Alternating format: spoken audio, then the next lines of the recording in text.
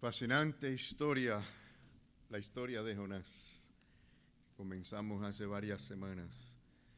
Dios llamó a Jonás a una misión.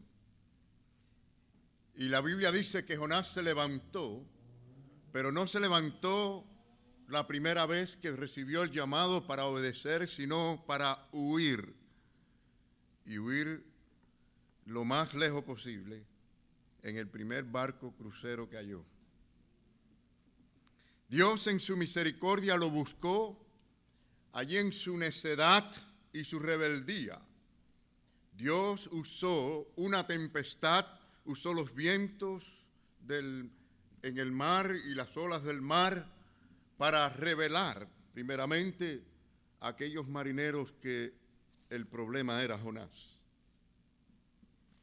Y es interesante cómo Dios guió aquella situación para que lanzaran a Jonás al mar y aquellos marineros de pronto experimentaran la quietud y la paz y la tranquilidad, lo cual hizo que ellos tuvieran gran temor y adoraron a Dios e hicieron votos delante de Dios, mientras que Jonás en el mar, casi seguramente ahogándose, por la misericordia de Dios fue tragado por un gran pez. Allí tuvo que estar en ese gran pez, en ese vientre, 3 días y 3 noches, dice la Biblia.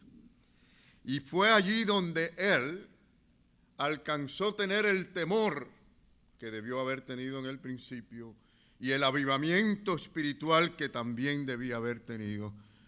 Y oró y clamó y lloró delante de Dios en medio de aquella oscuridad, tocando el Seol, como él decía en su oración. Fue arrojado por este gran pez. Y allí es donde comenzamos hoy con este cuarto punto, mis queridos hermanos. La misericordia de Dios va más allá de nuestra comprensión. ¿Cuántos estamos de acuerdo con eso? Amén. Como si no fuera suficiente la misericordia de nuestro gran Dios al salvar o en la salvación de aquellos marineros. Como si no hubiera sido suficiente la salvación de nuestro gran Dios al traer aquel gran pez, que no sabemos qué tipo de pez era, pero un gran pez descrito allí en el capítulo 2 y se tragara a Jonás y luego fuera arrojado. Dios derrama aún más misericordia ahora hacia todo un pueblo llamado Nínive.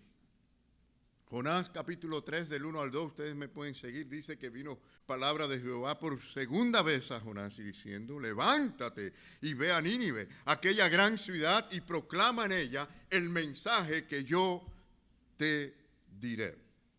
Bueno, es por segunda vez que viene palabra de Dios a Jonás.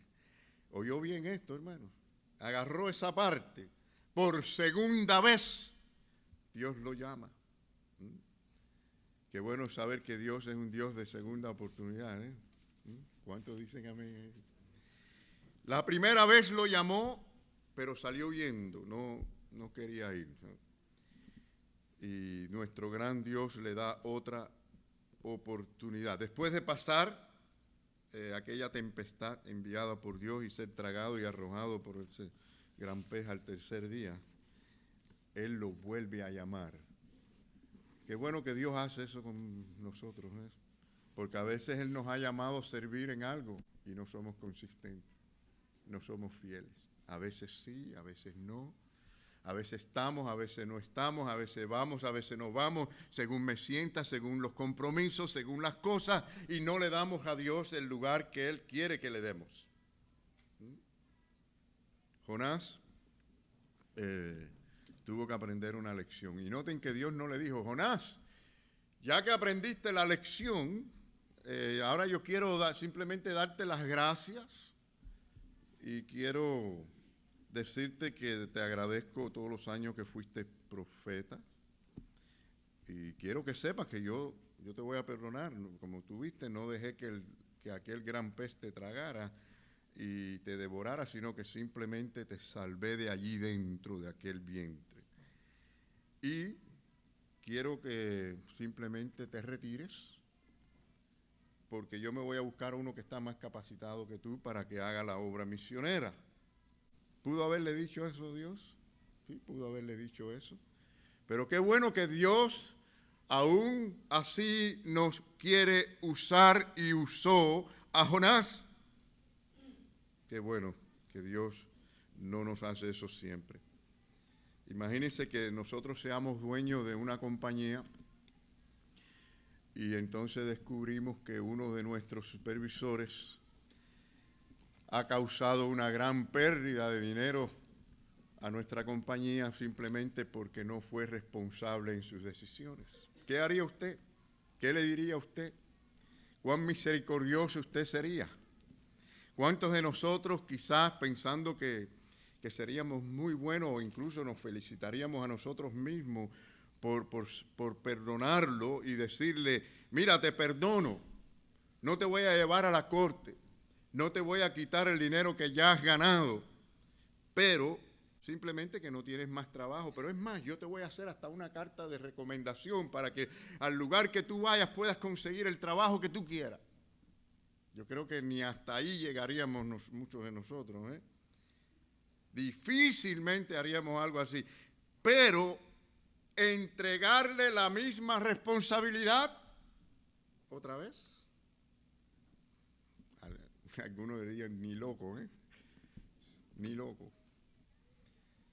Bueno, es aquí donde aprendemos que la misericordia de nuestro gran Dios no tiene comparación, mis queridos hermanos, con la nuestra. Es mucho más atrevida. Él vuelve a utilizar las mismas herramientas rotas, gastadas, como si fueran nuevas. ¿Cuántos dirían amén? Porque si no, ¿dónde estaríamos? Ahora, esto no quiere decir que la paciencia de Dios no tiene límite. También pensemos en eso. Solo Él puede hacer algo así con su gracia y dirigirnos y guiarnos. Y comienza en nosotros una obra que Él la terminará, si es que somos de Él. Definitivamente. Esa es su promesa. Y Jonás fue como un instrumento.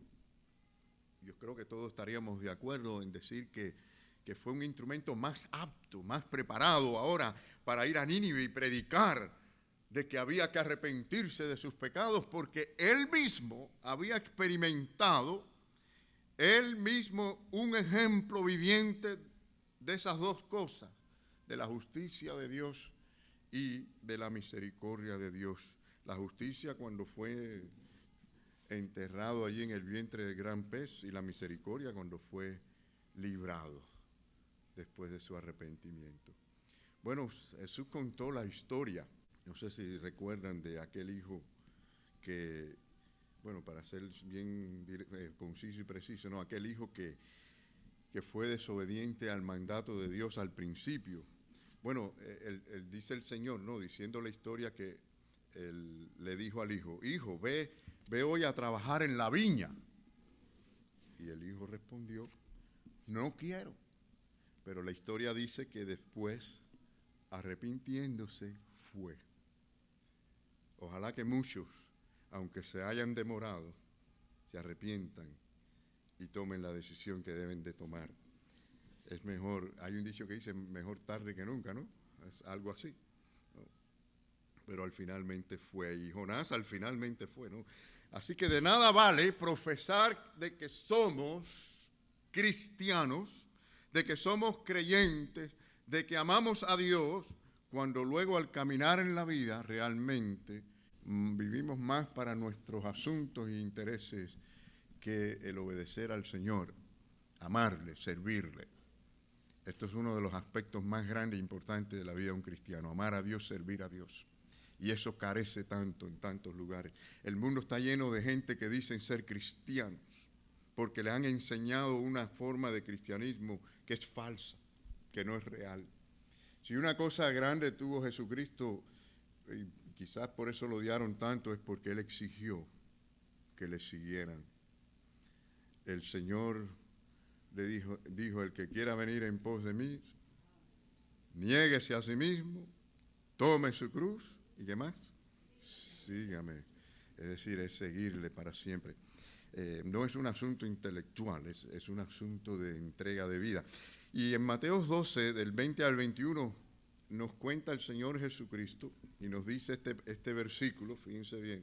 Quizás a simple vista alguno no lo entienda, pero bueno, queremos entenderlo, ¿no? Dice, la caña cascada, dijo el Señor, no quebrará. Qué bueno esa misericordia, ¿no? Es decir, ustedes saben que la caña que es cascada es una caña que surge de un lugar, un ambiente húmedo y es blanda, es débil. Pero el Señor promete y dice, no quebrará. Dice, y el pábilo, es decir, la mecha donde se pone el fuego en la vela, bueno, los hacían de barro y en forma de jarra, ¿no? En aquellos tiempos, pero donde se pone la mecha no puede estar húmeda, si no, no imprende el fuego, se apaga. Y dice aún así, el pábilo que humea no se apagará. Maravilloso. Son grandes promesas del Señor hasta que saque a victoria el juicio. Y en su nombre esperarán, dice que aún los gentiles. Hermanos, la gracia de Jesucristo se extiende hacia las cañas cascadas.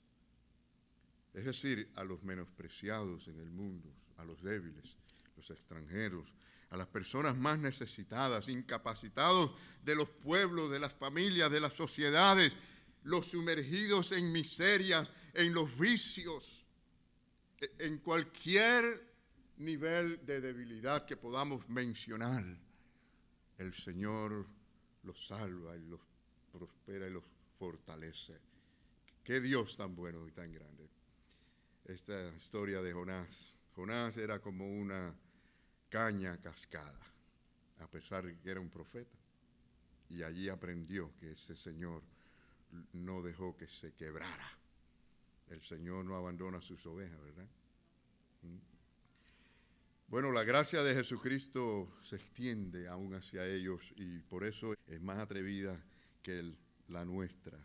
Bueno, tan atrevida que usa este profeta quebrado, que era desobediente, pero ahora perdonado, y lo usa para ir a Nínive y predicar el Evangelio. ¿Por qué? Bueno, aquí viene el primer subpunto, que es porque para siempre es su misericordia. La misericordia de Dios no es para unos días, es para siempre, para con sus hijos. Vino palabra de Jehová por segunda vez a Jonás diciendo, levántate y ve a Nínive, aquella gran ciudad. No importa el tiempo que había pasado, no importa. La misericordia de Jehová para salvar las almas no ha cambiado, no importa el tiempo. Saben que el apóstol Pedro en su segunda carta escribió lo siguiente, en segunda de Pedro 3:9 dice, el Señor no retarda su promesa, según algunos tienen por tardanza, sino que es paciente, qué paciencia con nosotros, paciente para con nosotros, no queriendo que ninguno perezca, sino que todos procedan al arrepentimiento. Lo cual nos dice que el plan de salvación de Dios y la obra de la gracia de Dios no fracasa, es perfecta, porque todos proceden al arrepentimiento. Su peso por la salvación de las almas de Nínive no se disminuye, hermanos, no se disminuye por el tiempo, no importa que el tiempo que haya pasado. Es decir, que el Señor no es como nosotros, que tenemos subidas y bajadas según las circunstancias, según las emociones. Muchos dicen en momentos, y como vemos a veces en las campañas esas de avivamiento, o quizás de evangelismo, o en algún momento, o quizás por un culto que se emocionen por la música, por lo que sea, muchos pueden decir, ahora sí voy a serle fiel al Señor, y luego se olvidan. Ahora sí voy a amar y voy a servir al Señor. Ahora sí voy a unirme a la iglesia local, de la cual es el cuerpo de Cristo, para luchar con ella y por ella. Ahora sí voy a ser útil. Y luego al irse, el enemigo presenta otros medios de entusiasmo que le hacen a la gente olvidarse de las cosas de Dios muy rápidamente. Y la historia de Jonás nos recuerda, nos dice a nosotros que aquellos marineros no fueron así. Después que todo se calmó, adoraron a Dios, hicieron votos delante del Señor. Mucha gente buscan a Dios cuando están, como dice el dicho, el zapato aprieta, ¿no? Cuando hay problemas. Debemos de buscar a Dios. Claro que Dios usa todas estas cosas para acercarnos a Él. Las pruebas, las dificultades de la vida, sin duda alguna, ¿no? Y tenemos que darle gracias a Dios también por ella. Ahora, Dios, en cambio, se mantiene constante, apasionado con la atención al clamor de los suyos. Cuando clamamos a Él, no importa si es uno como Jonás o es un pueblo como lo fue Nínive, el Señor escucha la oración. Y vamos a ver qué dice Jonás capítulo 3, los primeros 2 versículos de nuevo. Dice, vino palabra de Jehová por segunda vez a Jonás diciendo, levántate y ve a Nínive, aquella gran ciudad, y proclama en ella el mensaje que yo te diré. El mensaje, claro, tenía que ser auténtico. El mensaje que Dios le dijo. No hay un bosquejo en la Biblia del sermón que le dio a Jonás, pero Dios le dio un mensaje específico y creo que tuvo que haber sido bien breve por algo que nos dice la historia de lo que él dijo. Es decir, no había mucho tiempo para sermones muy largos y tenía que recorrer toda aquella ciudad de Nínive y predicarle a todo el mundo. A veces que no son las muchas palabras, queridos hermanos, las necesarias. Dios con pocas palabras cambia y transforma un corazón. Pero el asunto es decir lo que Dios quiere que digamos. El asunto es oír palabra de Dios. Y Jonás no tiene que ponerse allí a confiar en ninguna forma de manipulación, como se ven hoy en día las manipulaciones desde los púlpitos, ningún tipo de manipulación para atraer a los oyentes. Por supuesto que esto es muy atractivo porque la gente cuando se les dice lo que ellos quieren oír, vienen. Pero el asunto era decir lo que Dios quería que se le dijera. Y bueno, esto significaba que había que confiar en Dios, ¿no? Que Él haga la obra que no podemos hacer nosotros. Y en Jonás 3:3 dice, y se levantó Jonás y fue a Nínive conforme, de acuerdo a, según la palabra de Jehová. Algunos no andan conforme a, no viven según la palabra del Señor. El Señor nos bendice cuando respondemos a su palabra, según ella. Vemos un gran contraste. Si usted tiene su Biblia en la mano, puede ver la diferencia entre el capítulo 1, versículo 3, capítulo 3, versículo 3. El 1:3 y el 3:13 son opuestos. Porque vemos que en el 1:3 dice que se levantó para huir de la presencia de Jehová a Tarsis. Y ahora en el 3:3 dice que se levantó Jonás y fue a Nínive conforme a la palabra de Dios. Quizás usted pueda decir, bueno, yo estoy en el capítulo 1, versículo 3.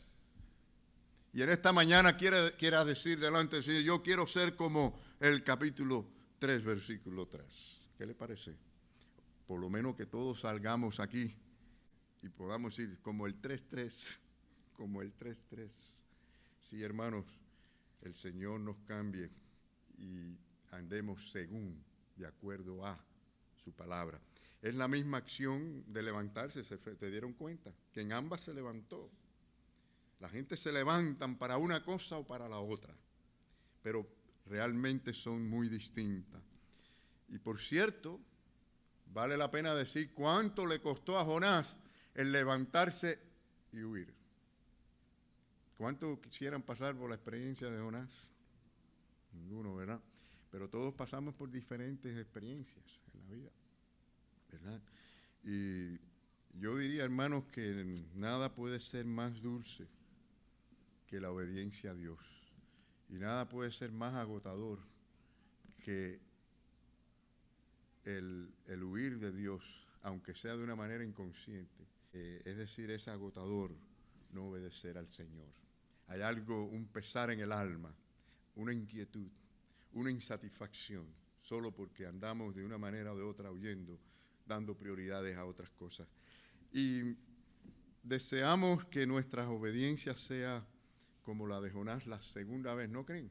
Miren, mirando cómo fue la obediencia de Jonás la segunda vez, fíjense que fue una reacción inmediata, normal y dulce. La reacción de un corazón que confía en la palabra de Jehová, según la palabra de Dios, sin discusión, sin dudas, que al decir la verdad completa, sin manipulaciones, sea la reacción normal, inmediata de nuestras lenguas. Cuando hablemos, que hablemos la verdad. Que al cubrir los oídos sea nuestra reacción inmediata, normal, al oír los chismes. Que el desviar los ojos a otra parte sea la reacción normal cuando se presenta la pornografía o cuando vemos a alguien vestido de una forma inapropiada. Y que el huir sea nuestra reacción normal a las invitaciones pecaminosas, sexuales que tanto han invadido a nuestro Nínive en estos tiempos. Que el pago completo de nuestras deudas sea la reacción normal de nuestras manos y carteras. Que no le debamos nada a la gente. Que las obras de compasión y misericordia sean la reacción automática de nuestras manos cuando encontramos a alguien en necesidad. Que el amor sea la reacción inmediata a nuestras esposas. Que la obediencia sea nuestra reacción normal a las autoridades, empezando con Dios hacia abajo, ¿no? Todo tipo de autoridad. Que meditemos y nos entrenemos también tanto en la palabra de Dios, que nuestra reacción normal a cada tentación sea como la obediencia de Jonás, cuando dice la palabra, conforme a la palabra de Jehová. Pero muchas veces nuestra reacción normal y natural no es así, según hemos dicho, porque no andamos según la palabra de Dios. Saben que muchos cristianos tienen las Biblias en los celulares, tienen Biblias como esta en sus casas, pero no la leen para meditar en ella.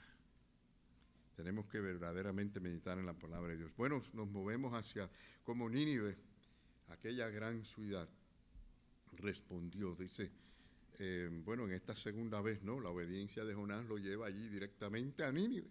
En el versículo 3, la segunda parte, ¿no? Del versículo 3 que dijimos, el 3:3, pero la segunda parte dice, y era Nínive, ciudad grande en extremo de 3 días de camino.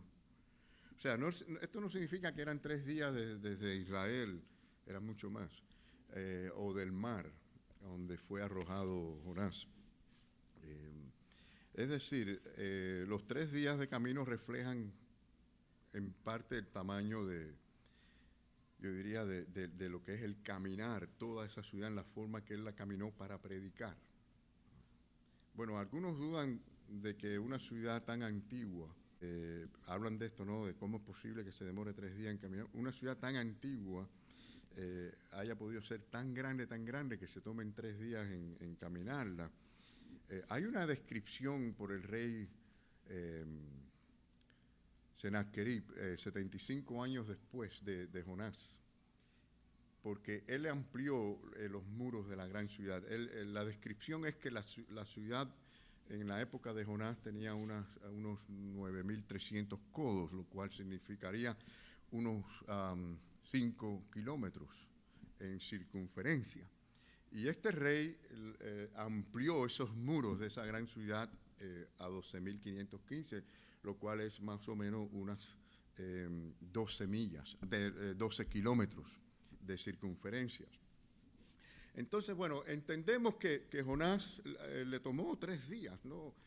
Para cruzar de un lado de la ciudad a otra, y si incluimos no solamente la parte amurallada de aquella gran ciudad, sino los suburbios también, todas las afueras de esa parte amurallada, las colonias donde estaban los extranjeros, los mercaderes, los trabajadores que venían a buscar mejor vida, los agricultores, es decir, todo tipo de gente que venían incluso hacían sus negocios y su forma de vida alrededor de toda esa parte. O sea, dependiente de esa gran ciudad y de ese reino, pues muchos se habrían edificado casas, negocios en las afueras. Así que podemos entender por qué 3 días. Además, no era cuestión de caminarla, era cuestión también de predicar. Así que no entiendo por qué a veces se pierde tanto tiempo en la discusión de que por qué un día, que por qué 3 días, que todo este asunto no creo que sea la preocupación tan grande. Eso es fácil de entenderlo, en mi manera de verlo. El versículo 4 dice, y comenzó Jonás a entrar por la ciudad, camino de un día, y predicaba diciendo, o sea que empezó por la parte, diría yo, amurallada, ¿no? Y de aquí diciendo, y este es el mensaje, este es el título del mensaje, podemos decir, de aquí a 40 días, Nínive será destruida. Este es el sermón más corto que yo he visto en mi vida. ¿Qué le parece? Es decir, como que yo me pare aquí y diga, Cristo viene pronto y el que no se arrepienta será condenado. Y ahí termine y tenga la oración final. Y la gente dice, pero eso es todo. Bueno, esto es suficiente, debiera ser suficiente, ¿no? Para que la gente se convierta. Pero así era el mensaje, quizás algunas otras palabras, pero esta es la base del mensaje. No creo que había tiempo para ir a tantos lugares en aquella ciudad y demorarse tanto. Había que predicar sermones cortos. Ahora, ¿qué haría usted si la ciudad donde usted vive... Bueno, ¿qué haría usted si de verdad, vamos a decir hipotéticamente, ¿no? Si se nos dice, y usted sabe que Dios dice que tenemos 40 días para vivir, que va a venir una destrucción tremenda, ¿qué haríamos? Algunos negarían la posibilidad de tal juicio. Algunos saldrían huyendo para otros estados creyendo que ya así lo resuelven todo. Algunos se echarían a reírse. Todos se animarían a buscar una forma de cómo protegernos para si viene una gran catástrofe poder sobrevivir. ¿Qué haríamos? O nos meteríamos todos en una orgía con ese lema que dice, comamos y bebamos porque mañana moriremos. Vamos a vivir, a disfrutar porque nos quedan 40 días. ¿Qué haríamos? ¿Qué haríamos? Los habitantes de Nínive, miren, aún con toda esa cultura, incluso con poco conocimiento acerca de Dios, con esa cultura tan violenta, de violencia, de opresión, ellos no se rieron, ellos no perdieron tiempo, se arrepintieron, pensaron en Dios. Miren Jonás 3:5. Y los hombres de Nínive creyeron a Dios y proclamaron ayuno. Y se vistieron de cilicio desde el mayor hasta el menor de ellos, no por edad, sino de todo tipo de niveles. Oye, qué sabio aquel que cree a Dios. ¿Usted dio cuenta que dice aquí que no era creer en Dios, sino creerle a Dios? ¿Se dio cuenta en el versículo que dice creyeron a Dios? Se creyeron a Dios, aunque Jonás fue el que habló. Pero ellos no vieron al hombre, ellos vieron a Dios quien hablaba, le creyeron a Dios. Así que aquello fue como un anuncio así directo, conciso, preciso, diciendo aquí viene una ruina de 40 días si no se arrepienten. Ustedes saben que el número 40, o sea, de 40 días en las Escrituras, frecuentemente se asocia con la humillación. Por ejemplo, fueron 40 días que ayunaron Moisés y Elías y Jesucristo. Y algo muy interesante que encontramos es que desde el momento en que Jesucristo comenzó su ministerio hasta la destrucción de Jerusalén en el año 70, fueron 40 años. Interesante porque vemos que 40 días se les predicó a Nínive y se arrepintieron. 40 años tuvo Israel con la predicación del Evangelio. Desde Jesucristo, los apóstoles, la iglesia que comenzaba primitiva, y no se arrepintieron, y vino la destrucción de Jerusalén.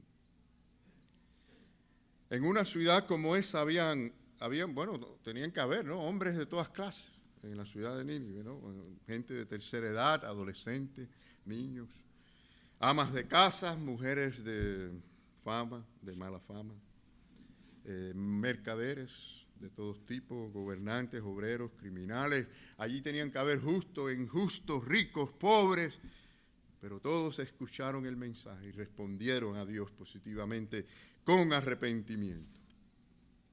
¿Cuántos recuerdan la historia de Noé? Otra de las grandes historias de la Biblia, ¿verdad? 120 años tuvieron la gente en ese tiempo oyendo el mensaje de Dios de que vendría el juicio del Señor. ¿Saben? El juicio de Dios va a venir de todas maneras. No sabemos cuándo, pero siempre hemos visto en la historia como la gente no le toman en serio. La gente quiere disfrutar la vida y no piensan que la mejor manera de disfrutar la vida es en el camino del Señor, que es vida. Y con todo, vemos que aquella gente de la época de Noé no se arrepintieron, no. O sea, ya era muy tarde cuando vieron el diluvio y querían arrepentirse.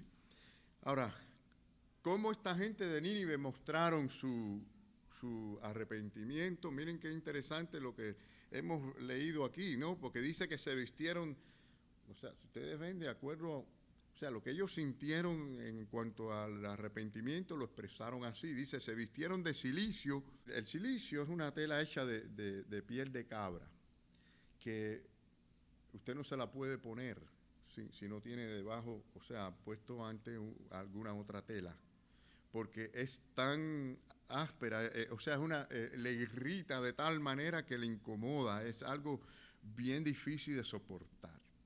Y ellos se vistieron de cilicio para acordarse de que no podían estar pensando en el placer, sino en el dolor de haber ofendido a Dios y tenían que arrepentirse. ¿Qué les parece? Porque el problema es este, que la gente no se arrepienten porque de verdad no sienten que han ofendido a Dios. No lo sienten. No es lo mismo que yo diga, sí, eso es pecado y es verdad que yo pequé o es verdad que yo soy pecador, pero de verdad te importa, de verdad lo sientes. Es otra cosa. Cuando de verdad hay arrepentimiento delante de Dios, cuando la gente dice, Señor, yo te he ofendido, Señor, yo he pecado contra ti, es algo terrible. Y entonces viene el verdadero arrepentimiento. Bueno, dice desde el mayor hasta el menor, todos. No hubo un arrepentimiento parcial, ¿no? Penetró a todas las clases. Jonás 3:6 dice, y llegó la noticia hasta el rey de Nínive y se levantó de su silla. Dice la palabra, se despojó de su vestido y se cubrió de cilicio y se sentó sobre ceniza. O sea que hasta el rey, llegó hasta el rey, reconoció el rey que él no era Dios, como creían muchos de esta gente. Abandonó su silla, que era el símbolo de autoridad, se levantó de su silla, dice la palabra. Es decir, Dios ahora tendría el trono en su corazón. Muchos no se levantan de esa silla del trono. Quieren gobernar su propia vida, ¿no? Pero hay muy interesante, porque hizo una proclamación en Jonás 3:7-8 dice, e hizo proclamar y anunciar en Nínive por mandato del rey y de sus grandes, diciendo, hombres y animales, bueyes y ovejas, no gusten cosa alguna. O sea, no podían comer, dedicarse a orar, ni atender a los animales, no se les dé alimento, ni beban agua, sino cúbranse de cilicio, hombres y animales, y clamen a Dios fuertemente. Claro, hay que entender que tenían poco conocimiento y de teología, pero la idea estaba enfocada en Dios y en el arrepentimiento. Así que hizo un ayuno radical que incomodara a la gente para que se enfocaran, se dedicaran a clamar a Dios de todo corazón, no de manera fingida. En Jonás 3:8, la segunda parte dice,